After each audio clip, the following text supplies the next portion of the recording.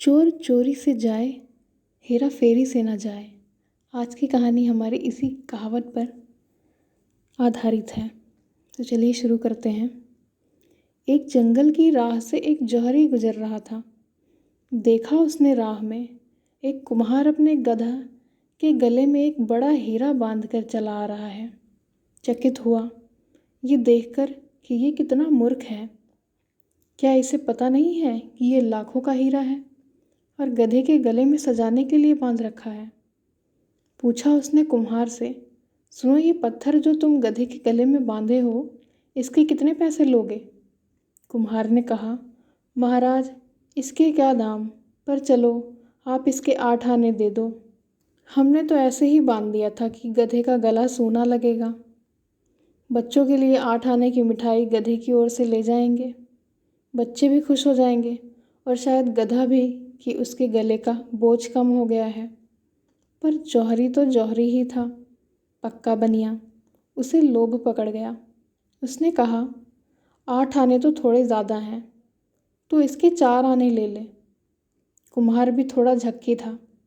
वह जिद पकड़ गया कि नहीं देने हैं तो 8 ही आने दो, नहीं देने तो कम से कम 6 आने तो दे ही दो, नहीं तो हम नहीं बेचेंगे। जौहरी ने कहा, पत्थर ही तो है, 4 आने कोई कम तो नहीं। उसने सोचा थोड़ी दूर चलने पर आवाज़ दे देगा। आगे चला गया, लेकिन आधा फरलांग चलने के बाद भी कुम्हार ने उसे आवाज़ न दी। तब उसे लगा बात बिगड़ गई। नाहक ही छोड़ा, 6 आने में ही ले लेता तो ठीक था। जौहरी वापस लौट कर आया, लेकिन तब तक बाजी हाथ से जा चुकी थी। गधा खड़ा आराम कर रहा था और कुम्हार अपने काम में लगा था। जौहरी ने पूछा, क्या हुआ, पत्थर कहाँ है? कुम्हार ने हंसते हुए कहा, महाराज, 1 रुपया मिला है उस पत्थर का, पूरा 8 आने का फ़ायदा हुआ है। आपको 6 आने में बेच देता तो कितना घाटा होता। और अपने काम में लग गया वो। पर जौहरी के तो माथे पर पसीना आ गया। उसका तो दिल बैठा जा रहा था सोच सोच कर। हाय, लाखों का हीरा यूँ मेरी नादानी की वजह से हाथ से निकल गया। उसने कुम्हार से कहा, मूर्ख, तू बिल्कुल गधे का गधा ही रहा। जानता है उसकी कीमत कितनी है? वह लाखों का था और तूने 1 रुपये में बेच दिया। मानो बहुत बड़ा खजाना तेरे हाथ लग गया।